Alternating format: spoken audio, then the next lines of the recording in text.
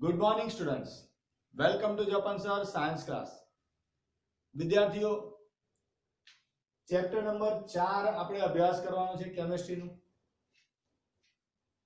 આગળ કેમિસ્ટ્રીના આપણે પરમાણુ વિશે થોડીક માહિતી જોઈ ગયા હતા, જેની અંદર પરમાણ્વીય દળ, તત્વોના નામ, આણ્વીય દળ, એના સૂત્રો કેવી રીતે બનાવવાના, આ તમામ માહિતી આપણે ચેપ્ટર નંબર 3 માં અભ્યાસ કરી ચૂકેલા છે વિદ્યાર્થીઓ.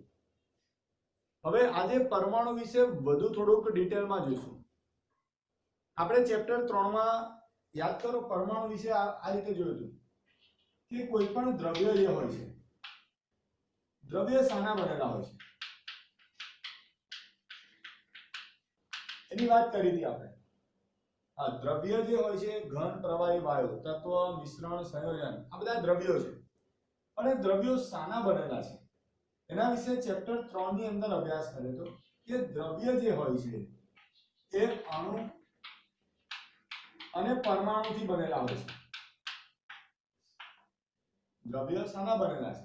અણુ અને પરમાણુ. દ્રવ્યનો નાનો કણ છે અણુ અને અણુનો નાનો કણ છે પરમાણુ.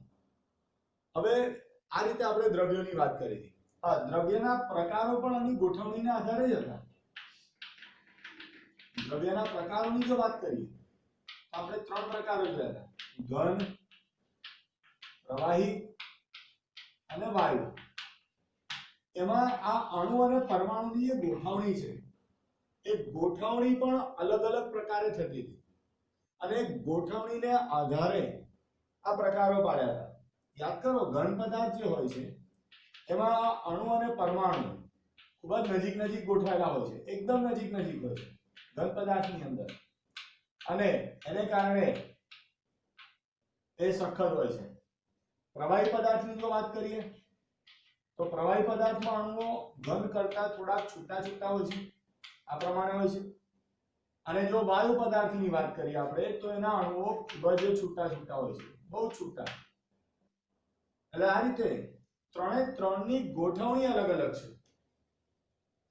એમાં જે અણુ અને પરમાણુ આવેલા છે, વાયુની વાત કરી આપણે અને આ પ્રવાહીની વાત કરી. વિદ્યાર્થીઓ, આપણે પાઠના પ્રશ્ન પર આવીએ પાછા કે હવે પરમાણુ શું છે. પરમાણુ વિશે તમે સંપૂર્ણ અભ્યાસ કર્યા હતા ચેપ્ટર 3 ની અંદર. પરમાણુ એ તત્વનો અતિ સૂક્ષ્મ નાનામાં નાનો કણ છે. આવું આપણે ભણ્યા હતા ચેપ્ટર નંબર 3 ની અંદર. ચેપ્ટર 3 માં આપણે ભણ્યા હતા કે પરમાણુ એ તત્વનો અતિ સૂક્ષ્મ નાનામાં નાનો કણ છે. એટલે તત્વ શાનાથી બનેલા છે? પરમાણુથી.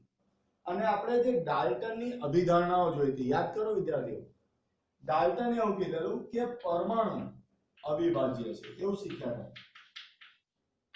પરમાણુ અવિભાજ્ય છે એટલે એનું આગળ વિભાજન શક્ય નથી, આવો શબ્દ વાપરી દીધો. ડાલ્ટને આપણે અભિધારણા રજૂ કરી.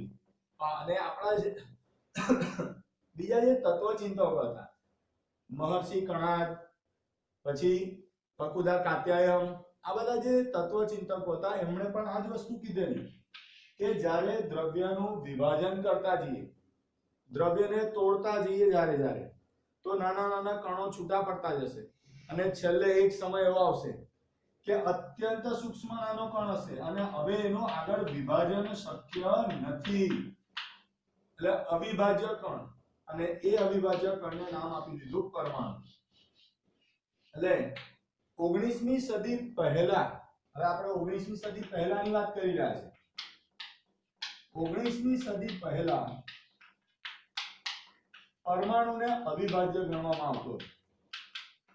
પરમાણુ અવિભાજ્ય છે એવું ગણવામાં આવતું હતું 19મી સદી પહેલાના સમયની વાત કરીએ. એટલે 18મી સદી, 17મી સદી, આ બધાની વાત કરીએ તો પરમાણુ અવિભાજ્ય છે, એનું વિભાજન શક્ય નથી. પણ કેટલાક પ્રયોગો એવા જોયા વિદ્યાર્થીઓ, કેટલીક પ્રવૃત્તિઓ, કેટલાક પરિણામો એવા મળ્યા કે જે પરમાણુ વિશે સંશોધન કરવા, આગળ વિચારવા માટે પ્રેરણા આપે છે. જેમ કે કેટલાક ઉદાહરણ જોઈએ, કેટલીક પ્રવૃત્તિઓ આપણે પહેલા જોઈશું અને પછી આપણે સમજીશું કે પરમાણુ પણ વિભાજ્ય છે, એ અવિભાજ્ય નથી.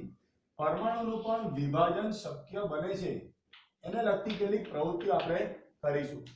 તમે પણ એને કરી હશે અથવા તો તમે જાણતા હશો. ધોરણ 8 માં પણ આ પ્રવૃત્તિઓ આવી, જેમ કે કોરા વાડની અંદર પ્લાસ્ટિકના કાંસકાને ઘસવામાં આવે છે.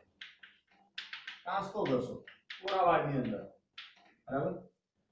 બિલકુલ કોરા વાડની અંદર જ્યારે કાંસકા લઈને ઘસવામાં આવે છે તો આ જે કાંસકો છે એ કાગળના નાના ટુકડાને એને પોતાની તરફ આકર્ષે છે. અનુભવ પણ કર્યો હશે કે કાંસકો જ્યારે કોરા વાડમાં ઘસીશું અને એ કાંસકાને કાગળના એકદમ ઝીણા ઝીણા ટુકડા, બહુ મોટા નહીં કરવાના, એકદમ ઝીણા, તો એને એ પોતાની તરફ આકર્ષે છે, ખેંચી લે છે. સ્થિત વિદ્યુત બળ ઉત્પન્ન કરે છે. જે કોની અંદરથી ઉત્પન્ન થયું? આ કાંસકામાંથી જ ઉત્પન્ન થયું છે. આ કાંસકો પણ દ્રવ્ય છે અને એ પણ શાનાથી બનેલો છે? પરમાણુમાંથી જ બનેલો છે. તો અહીંયા ઘડી એ આકર્ષણ બળ ઉત્પન્ન થયું. કોને કારણે? તો એનું કારણ એવું છે કે કાંસકામાં જે પરમાણુ છે એ પરમાણુમાં કોઈક વીજભારિત કણ હોવા જોઈએ. એટલે આની અંદર વીજભાર ઉત્પન્ન થાય છે અને વીજભારિત પદાર્થ બીજા અવીજભારિત પદાર્થને પોતાની તરફ આકર્ષી લે છે. બીજી પ્રવૃત્તિ તમે આ બધું ધોરણ 8 ની અંદર પણ શીખેલા છે, બરાબર? બીજી પ્રવૃત્તિ કરીએ. કાચનો સળિયો લો, એને રેશમ સાથે ઘસો. રેશમ સાથે ઘસી નાખવાનું. સિલ્ક, રેશમ એટલે સિલ્ક સાથે. આ પ્રમાણે કાચનો સળિયો લેવાનો, આખો કાચનો બનેલો હોય સંપૂર્ણ, અને એ કાચના સળિયાને રેશમ સાથે, રેશમના ટુકડા સાથે, સિલ્ક સાથે ઘસવામાં આવે. અને પછી શું કરવામાં આવશે? અને એક ફુગ્ગાની નજીક લઈ જવામાં આવે. આ રીતે એક ફુગ્ગો લટકાયેલો હોય તો ફુગ્ગાની નજીક લઈ જઈશું તો આ કાચનો સળિયો આ ફુગ્ગાને પોતાની તરફ શું કરે છે? આકર્ષે છે. કેમ આકર્ષવું? કારણ કે આ કાચનો સળિયો પણ વીજભારિત થાય છે, એમાં વીજભાર ઉત્પન્ન થાય છે અને વીજભાર ઉત્પન્ન થવાને કારણે આ કાચનો સળિયો આ ફુગ્ગાને પોતાની તરફ આકર્ષે છે. ધારો કે આપણે બે વિરુદ્ધ વીજભાર વાળા, ધારો કે કાચનો સળિયો વીજભારિત કરો, હવે પ્લાસ્ટિકનો સળિયો વીજભારિત કરો. જો પ્લાસ્ટિકના સળિયાને વીજભારિત કરીશું આ રીતે, આ પ્લાસ્ટિકનો સળિયો છે અને કાચના સળિયાને જેવી રીતે રેશમ સાથે ઘસું, એટલે પ્લાસ્ટિકના સળિયાને ઊન સાથે ઘસો. પ્લાસ્ટિકનો સળિયો છે આ, બરાબર? પ્લાસ્ટિકના સળિયાને ઊન સાથે ઘસવામાં આવે તો પ્લાસ્ટિકનો સળિયો પણ વીજભારિત થશે, પણ એ વિરુદ્ધ વીજભાર હશે. અહીંયા ધન વીજભારિત થયો તો અહીંયા ઋણ વીજભારિત થાય છે, આ પ્રમાણે. અને જો આ બંને સળિયાને નજીક લાવીએ, એક સ્ટેન્ડ લો અને સ્ટેન્ડ પર આ પેલો કાચનો સળિયો લટકાવી દો, આ પ્રમાણે કાચનો સળિયો લટકાવો, જેમાં આપણે રેશમ સાથે ઘસ્યા પછી અહીંયા લટકાવવાનો છે, એટલે આની પર એક વીજભાર ઉત્પન્ન થાય છે. પણ બંને સાથે જ્યારે વીજભાર ઉત્પન્ન થયા તો વિરુદ્ધ વીજભાર ઉત્પન્ન થયા. એક પર ધન વીજભાર અને એક પર ઋણ વીજભાર. ધોરણ 8 ની અંદર તમે તમામ માહિતી શીખેલા છો. એટલે બંને સળિયાને જ્યારે આ રીતે નજીક લાવશો તો આ બંને વચ્ચે શું થશે? આકર્ષણ. બંને સળિયા નજીક આવશે, આકર્ષણ થતું હોય છે. અને વિદ્યાર્થીઓ, આપણે અહીંયા આગળ જ્યારે બંને વિરુદ્ધ વીજભાર ધરાવતા સળિયા નજીક લાયા તો એમની વચ્ચે આકર્ષણ થયું. હવે આકર્ષણ થયું, અહીંયા પણ આકર્ષણ થયું, તો એના પરથી હવે 19મી સદી પછીના જે બધા વૈજ્ઞાનિકો છે એમના સમક્ષ હવે પડકાર ઉભા થયા કે આપણે પરમાણુને અવિભાજ્ય વિચાર્યો હતો, પણ જો પરમાણુ અવિભાજ્ય હોય તો આકર્ષણ ના ઉત્પન્ન થાય, આમાં વીજભાર ઉત્પન્ન ન થાય. એટલે 19મી સદી પછીના જે વૈજ્ઞાનિકો હતા, 19મી સદી પછી વૈજ્ઞાનિકો સમક્ષ કયા પડકારો ઉત્પન્ન થયા, કયા પ્રકારના પડકારોનો સામનો કરવો પડ્યો? તો સૌથી પહેલો પડકાર કે પરમાણુ જે હોય છે એમાં કોઈ ચોક્કસ પ્રકારનો વીજભારિત કણ હોવો જોઈએ. એટલે કે પરમાણુ ચોક્કસ પ્રકારના વીજભાર ધરાવતા કણથી બનેલો હોવો જોઈએ. આવું પહેલું તો એમણે વિચાર્યું કે પરમાણુ અવિભાજ્ય નથી, પણ પરમાણુ એ ચોક્કસ પ્રકારના વીજભાર ધરાવતા કણથી બનેલો હોવો જોઈએ. એટલે કે પરમાણુ વિભાજ્ય છે. પરમાણુ વિભાજ્ય છે એવો પહેલા તો પડકાર ઉભો થયો. એટલે આના અંગે સંશોધન કરવાનું ઉભો થયું. હવે પરમાણુ વિભાજ્ય છે તો એનું બંધારણ કયા પ્રકારનું હશે? પરમાણુનું બંધારણ એટલે કે પરમાણુમાં વીજભાર ધરાવતા કણ છે તો કયા પ્રકારના કણો પરમાણુની અંદર રહેલા છે એ અંગે સંશોધન કરવું પડે. પછી એ પરમાણુના જે ગુણધર્મો હોય છે, પરમાણુના ગુણધર્મો કયા પ્રકારના હોય છે? કારણ કે દરેક પરમાણુ બીજા પરમાણુથી જુદો પડતો હોય છે, તો એના ગુણધર્મો કયા પ્રકારના? આ બધા પ્રશ્નો વૈજ્ઞાનિકો સમક્ષ ઊભા થયા. એટલે આ પડકારો હતા આ વૈજ્ઞાનિકો સમક્ષ. અને ત્યાર પછી વૈજ્ઞાનિકોએ પરમાણુ અંગે વધુ સંશોધન શરૂ કર્યું કે પરમાણુ હવે અવિભાજ્ય નથી, એનું પણ વિભાજન શક્ય છે. એમાં પણ વિવિધ પ્રકારના વીજભારિત કણો હોય છે. એનું બંધારણ કયા પ્રકારનું છે, આ કણો કઈ રીતે ગોઠવાયેલા હોય છે, આના ગુણધર્મો કયા પ્રકારના હોય છે વગેરે માહિતી અંગે સંશોધન આગળ કરવામાં આવ્યું. અને સંશોધન પરથી આ જે વૈજ્ઞાનિકો છે એ વૈજ્ઞાનિકોએ અલગ અલગ કણો શોધ્યા અને એ બધી જ માહિતી આપણે આ પાઠની અંદર ભણવાની છે. ચાલો, કયા વૈજ્ઞાનિકે કયા કણો અંગે માહિતી આપી એને આપણે સમજીશું. તમે આગળ પણ ભણેલા છો કે પરમાણુમાં મુખ્યત્વે 3 પ્રકારના કણો રહેલા હોય છે. પરમાણુની અંદર 3 પ્રકારના કણો છે. હવે કણો કોણે શોધ્યા અને કઈ રીતે સંશોધન કર્યું થોડીક માહિતી આપણે જોઈ લઈએ.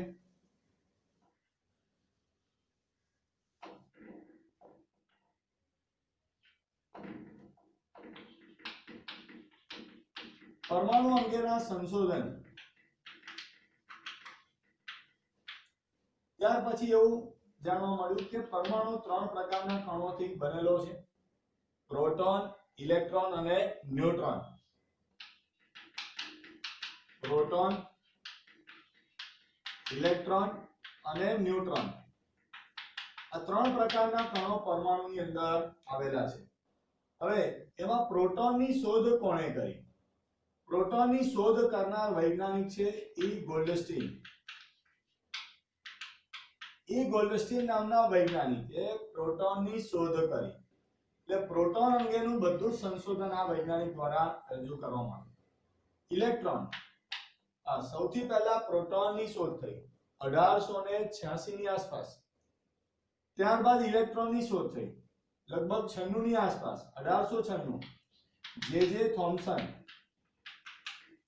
જે થોમ્સને ઇલેક્ટ્રોનની શોધ કરી 1896 ની આસપાસ. અને ન્યુટ્રોન, સૌથી છેલ્લે ન્યુટ્રોન શોધાયો. શરૂઆતના વર્ષોમાં માત્ર 2 જ કણો એના અંગે સંશોધન થયા હતા, પ્રોટોન અને ઇલેક્ટ્રોન વિશે.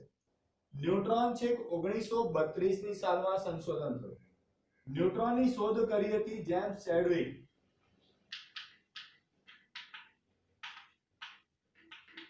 જેમ્સ ચેડવિકે ન્યુટ્રોનની શોધ કરી હતી 1932 ની સાલમાં.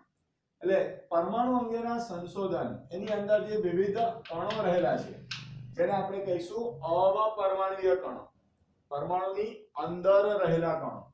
એટલે એને આપણે આવું નામ આપીશું, પરમાણુમાં રહેલા અપરમાણુય કણો. અપરમાણુય એટલે પરમાણુના કક્ષાની અંદર રહેલા કણો છે.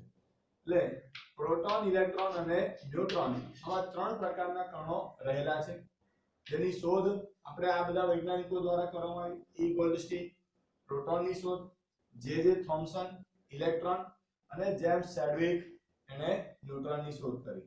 હવે થોડીક ટૂંકી માહિતી આપણે 3 ની જોવાની છે. એમાં ન્યુટ્રોનની શોધ છે છેલ્લે થઈ હતી. એટલે અત્યારે આપણે એના વિશે નથી અભ્યાસ કરીશું, એ થોડાક 4-5 ટોપિક પછી. પહેલા પ્રોટોન અને ઇલેક્ટ્રોન વિશે થોડીક માહિતી જોઈએ. ચાલો, એમાં શરૂઆત કરીશું આપણે કે પરમાણુનું જે બંધારણ છે એના પ્રાથમિક ખ્યાલો શરૂઆત કરીશું. પરમાણુના બંધારણ અંગેના પ્રાથમિક ખ્યાલો કોણે રજૂ કર્યા અને કેવી રીતે?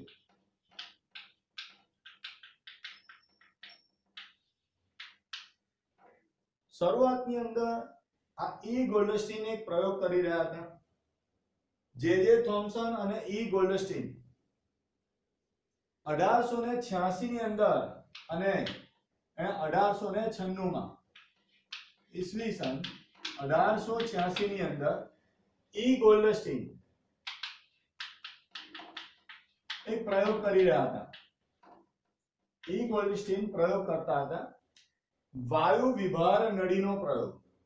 આ રીતે વાયુ વિભાર નળી એનો એક પ્રયોગ કરી રહ્યા હતા. આ પ્રયોગ દરમિયાન એમણે શું જોયું? વાયુ વિભાર નળી એટલે એક આવી નળી લીધેલી. તમારે કોઈ આકૃતિ ને એવું કશું દોરવાની જરૂર નથી. નળીની અંદર અહીંયા બે પ્લેટો મૂકી હતી, ધાતુની પ્લેટો, અને એને બેટરી સાથે જોડી દીધેલું આ પ્રમાણે કહી, અને આની અંદરથી ઊંચો પ્રવાહ પસાર કર્યો હતો અને આ નળીમાંથી બધો જ વાયુને ખેંચી લીધેલો, એટલે શૂન્યાવકાશ ઉત્પન્ન કરી દીધેલો. અને જ્યારે શૂન્યાવકાશ ઉત્પન્ન કર્યું અને પછી એમાં વિદ્યુત પ્રવાહ પસાર કર્યો, તો એમણે શું જોયું કે આ વાયુ વિભાર નળીમાં એક ધન વીજભાર ધરાવતા વિકિરણો ઉત્પન્ન થયા જોયેલા. ધન વીજભારિત વિકિરણો ઉત્પન્ન થયા. ધન વીજભાર ધરાવતા વિકિરણો ઉત્પન્ન થયા એટલે અહીંયાથી વિકિરણો આ રીતે પસાર થતા જોયા. એ નરી આંખે ના દેખાય, એ માઇક્રોસ્કોપમાં જોવા પડે. બાકી આ વિકિરણો આપણે નરી આંખે જોઈ શકતા નથી. એટલે એમણે આ વાયુ વિભાર નળીની અંદર આવા ધન વીજભાર ધરાવતા વિકિરણો ઉત્પન્ન થતા જોયા અને આ વિકિરણોને એમણે નામ આપ્યું કેનાલ કિરણો. તમારે કોઈ આકૃતિ દોરવાની જરૂર નથી, બરાબર? માત્ર નામ લખી દેવાનું છે કે વાયુ વિભાર નળીની અંદર કણો વિકિરણો ઉત્પન્ન થયા. ધન વીજભારિત વિકિરણો, અને આ વિકિરણોને નામ આપ્યું કેનાલ કિરણો. કેનાલ કિરણો તરીકે એને ઓળખ્યા.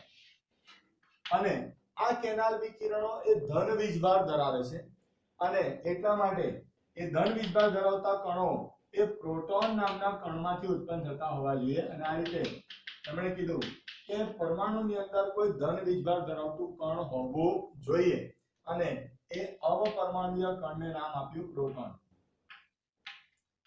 ધન વીજભાર ધરાવતું કણ, એ કણને નામ આપી દીધું પ્રોટોન. આ રીતે પ્રોટોન અંગે સંશોધન કર્યું. કયા વૈજ્ઞાનિકે? ઈ ગોલ્ડસ્ટીન. પ્રોટોન કે જે ધન વીજભાર ધરાવે છે એને આપણે આ રીતે દર્શાવ્યું. બસ એ જ રીતે જે રીતે 1886 માં ઈ ગોલ્ડસ્ટીને પ્રોટોન અંગે સંશોધન કર્યું,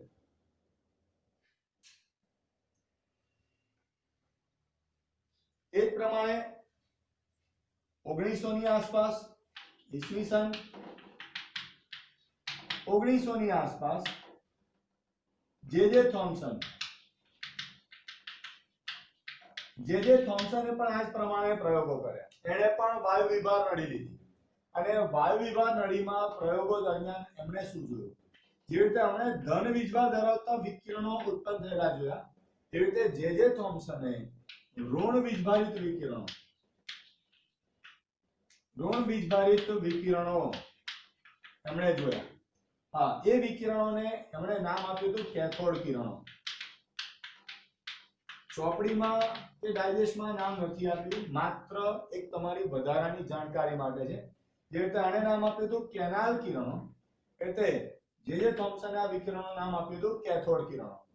એટલે ઋણ વીજભારમાંથી ઉત્પન્ન થયા છે એટલા માટે કેથોડ કિરણો તરીકે ઓળખ્યા. અને આ કેથોડ કિરણો ઋણ વીજભારિત હોય છે એટલે એવું માનવામાં આવે કે પરમાણુની અંદર એક ઋણ વીજભાર ધરાવતો ઋણ વીજભારિત કણ, અપરમાણુય કણ હોવો જોઈએ અને એ કણનું નામ આપ્યું ઇલેક્ટ્રોન. અને આ રીતે જે થોમ્સને ઇલેક્ટ્રોનની શોધ કરી એટલે પરમાણુ કોઈ ચોક્કસ પ્રકારના અવપરમાણુય કણોથી બનેલો હોવો જોઈએ અને આ અવપરમાણુય કણો વીજભાર ધરાવે છે એવી માહિતી આ બંને રજૂ કરી. કયા બે વૈજ્ઞાનિકોએ? ઈ ગોલ્ડસ્ટીન અને જે થોમ્સન, બંને વૈજ્ઞાનિકોએ. હવે થોડીક વધુ માહિતી આની આપી બંને કે બંને કયો પ્રકારનો વીજભાર ધરાવે છે, એનો પરમાણુય દળ કેટલું હોય છે, આ બધી અંગેની માહિતી પણ રજૂ કરી એમણે દર્શાવ્યું કે આમ પરમાણુ જે હોય છે એ બે પ્રકારના વીજભારિત કણો, વીજભારિત અવપરમાણુય કણોથી બનેલો હોય છે.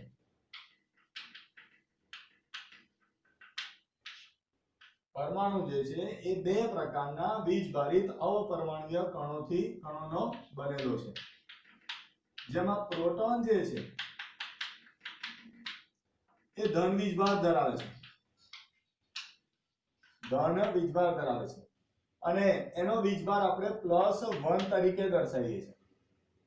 એની સંજ્ઞા, પ્રોટોનની સંજ્ઞા p અને એની ઉપર પ્લસ કરી દેવામાં આવે છે.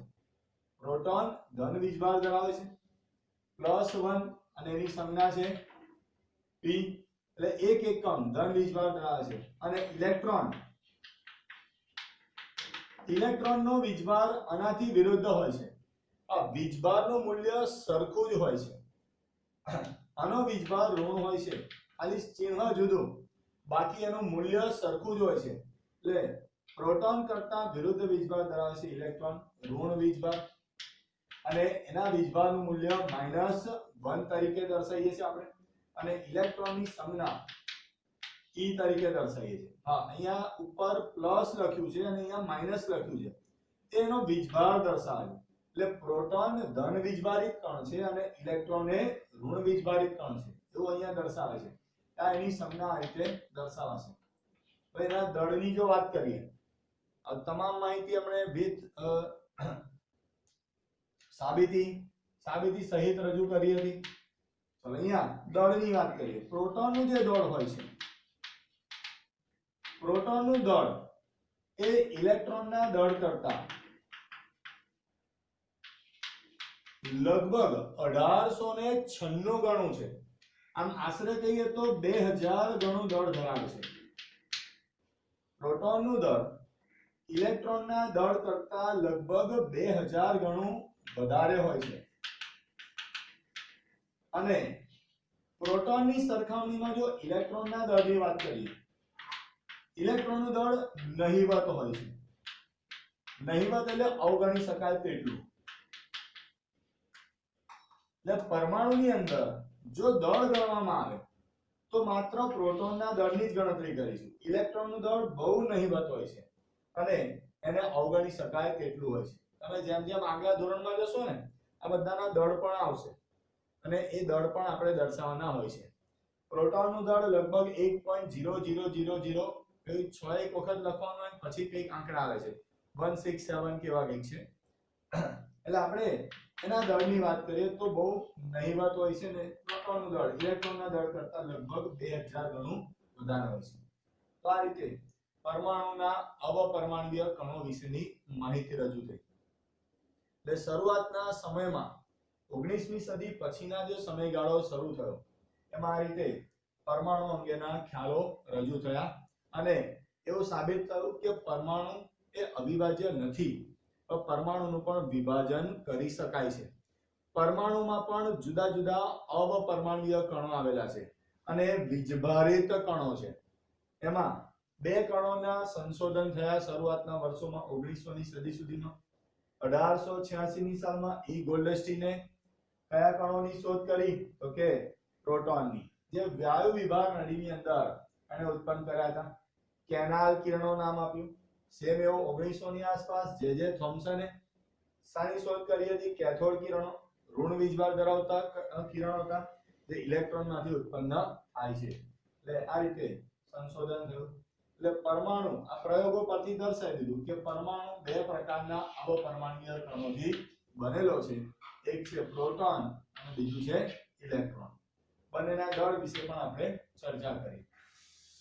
હવે વિદ્યાર્થીઓ પ્રશ્ન એ થશે કે આ પરમાણુમાં કણો ક્યાં ગોઠવાયેલા હોય છે. તો એના અંગે પણ બધા બંધારણ રજૂ કરે. આપણે આ પાઠમાં બધા બંધારણો ભણવાના છે. જે થોમ્સને પરમાણુનું બંધારણ રજૂ કર્યું, રુથરફોર્ડ, નીલ્સ બોર, બરાબર, દરેકના બંધારણો પણ ભણવાના છે કે આ બધા વૈજ્ઞાનિકોએ પરમાણુનું બંધારણ કેવી રીતે રજૂ કર્યું અને એમણે શું સમજાવ્યું. પણ અહીંયા જનરલી જે પરમાણુ હોય છે એ પરમાણુમાં પ્રોટોન જે હોય છે એ પ્રોટોન એ પરમાણુના મધ્યમાં રહેલો હોય છે અને ઇલેક્ટ્રોન જે હોય છે તેની આસપાસ હોય છે. પ્રોટોન મધ્યમાં હોય છે, ઇલેક્ટ્રોન તેની આસપાસ ભ્રમણ કરતો હોય છે.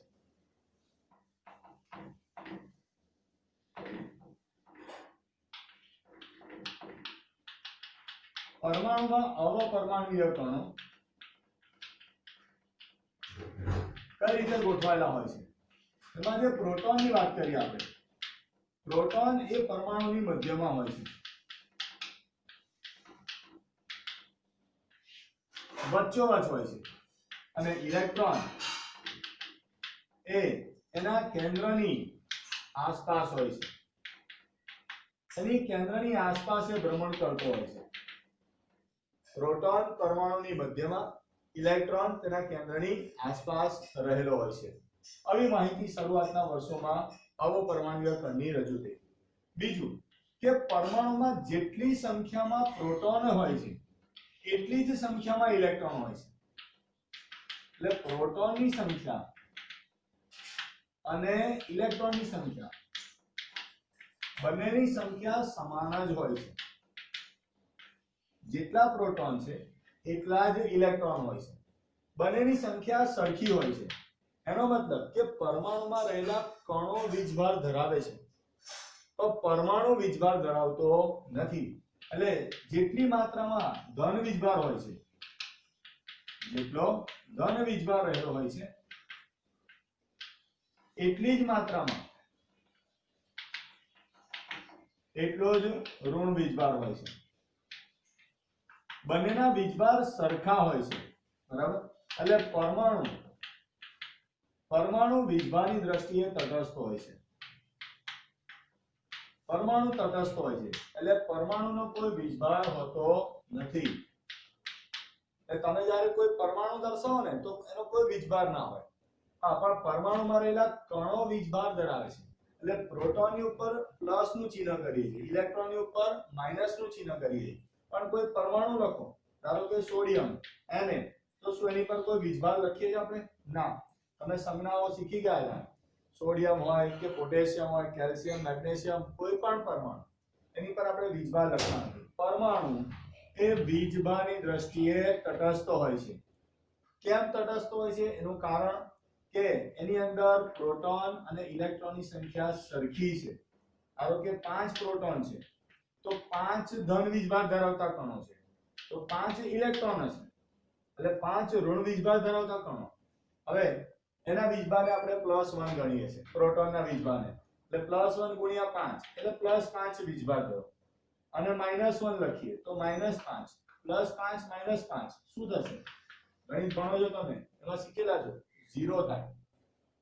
એટલે પરમાણુમાં પ્રોટોન ઇલેક્ટ્રોનની સંખ્યા સરખી છે એટલે પરમાણુ વીજભારની દ્રષ્ટિએ તટસ્થ હોય છે. એ કોઈ વીજભાર ધરાવતો નથી. તો પછી જ્યારે આપણે પેલા સળિયાને ઘસ્યો, કાચના સળિયાને, પછી પ્લાસ્ટિકના સળિયાને કે કાંસકાને, તો એમાં વીજભાર કેમ ઉત્પન્ન થયો? તો એનું કારણ એ છે કે જ્યારે પણ પરમાણુને ઘસવામાં આવે છે તો એમાં ઇલેક્ટ્રોન જે છે ને એ બહાર હોય છે, કેન્દ્રની આસપાસ, એટલે કે બહારના ભાગમાં રહેલો હોય છે. એટલે જ્યારે કોઈ પરમાણુને ઘસવામાં આવે, કોઈ પદાર્થને ઘસવામાં આવે તો એનો ઇલેક્ટ્રોન દૂર થઈ જાય છે. બહારથી જે ઇલેક્ટ્રોન રહેલા હોય છે, ઇલેક્ટ્રોન દૂર થઈ જાય છે.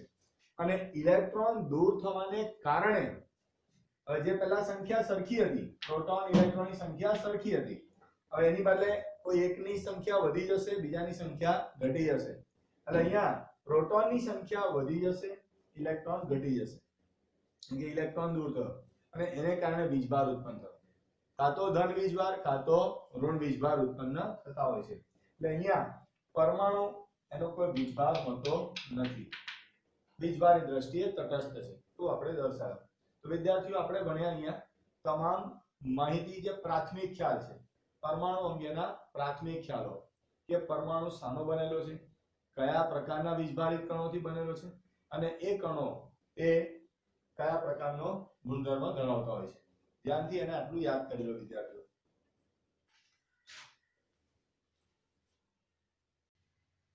વિદ્યાર્થીઓ આપણે પરમાણુ અંગેના પ્રાથમિક ખ્યાલો જોઈ ગયા સંપૂર્ણ. હવે પાઠમાં આગળ ભણવાનું શું છે થોડીક એની આપણે ચર્ચા કરી લઈએ.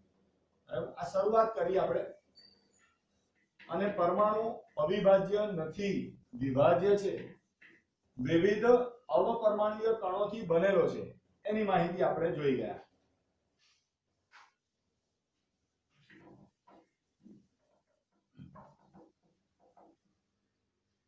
હવે જે વૈજ્ઞાનિકો છે એના દ્વારા વિવિધ વખતે અલગ અલગ સમયે પરમાણુનું બંધારણ રજૂ કર્યું.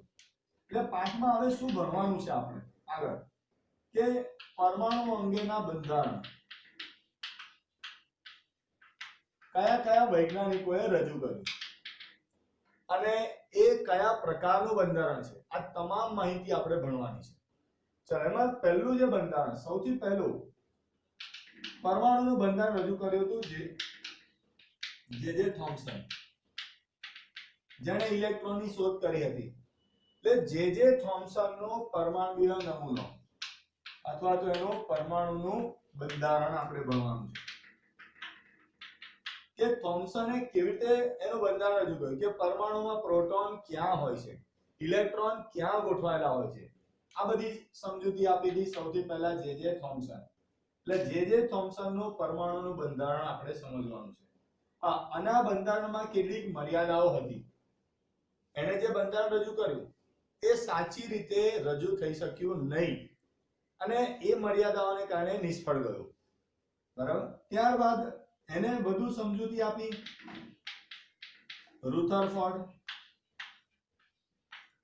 રુથરફોર્ડનો પરમાણુય નમૂના અંગે આપણે ભણવાનું છે. અહીંયા રુથરફોર્ડનો એક પ્રયોગ હતો. આ રુથરફોર્ડ નામના વૈજ્ઞાનિકે જે થોમ્સને જે બંધારણ રજૂ કર્યું ને એને જ આગળ સમજૂતી આપતો હતો, એને સમજવા પ્રયત્ન કરતો હતો અને એને પ્રયોગ કર્યો અને પ્રયોગ દરમિયાન બહુ મહત્વનું સંશોધન કર્યું. બહુ મહત્વનો પ્રશ્ન છે રુથરફોર્ડના પ્રયોગનો કે પરમાણુમાં વચ્ચે એક કેન્દ્ર રહેલું છે. પરમાણુમાં વચ્ચે શું રહેલું છે? કેન્દ્ર રહેલું છે, જેને પરમાણુય કેન્દ્ર ન્યુક્લિયસ તરીકે ઓળખવામાં આવે છે.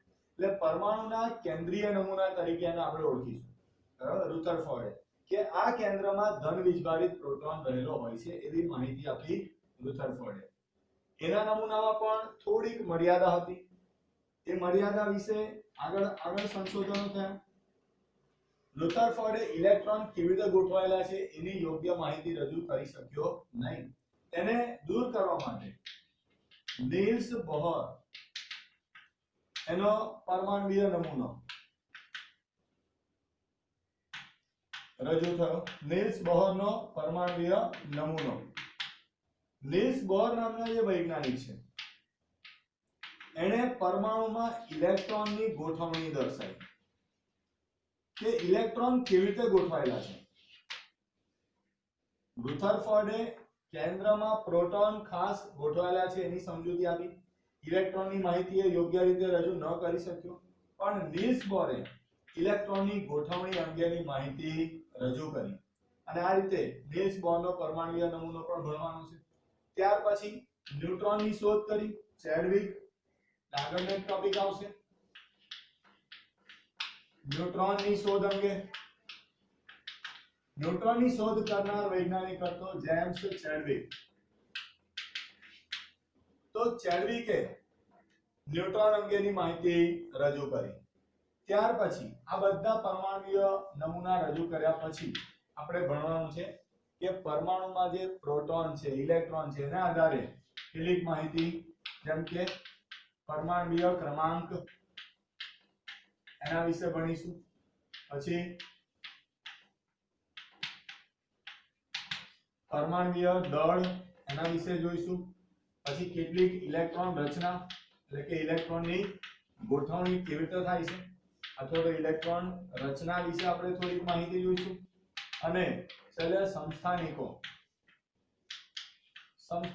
વિશે એટલે કે આઇસોટોપ્સ વિશે માહિતી જોઈશું. આ બધા ટોપિક ખૂબ મહત્વના છે વિદ્યાર્થીઓ, બધા ટોપિક, બરાબર. એટલે પાઠને હવે પછીના તમામ મુદ્દાઓ ધ્યાનથી સમજવાના છે કે પરમાણુના બંધારણ કયા કયા વૈજ્ઞાનિકો દ્વારા રજૂ થયા, અને આ પરમાણુય ક્રમાંક, દળ, ઇલેક્ટ્રોનની ગોઠવણી, સમસ્થાનિકો, તમામ માહિતી આના પછીના લેક્ચરોમાં આપણે અભ્યાસ કરીશું વિદ્યાર્થીઓ. તો વિદ્યાર્થી આજે આપણે ભણ્યા પરમાણુ એ અવિભાજ્ય નથી પણ એનું વિભાજન શક્ય છે. પરમાણુ એ વિવિધ અપરમાણુય કણોથી બનેલો છે. આ તમામ માહિતી આપણે જોઈ ગયા, અને આના પછીનો બધા મુદ્દાઓ નેક્સ્ટ લેક્ચરોમાં અભ્યાસ કરીશું. આજનો લેક્ચર પૂરો કરીશું. જય શ્રી કૃષ્ણ.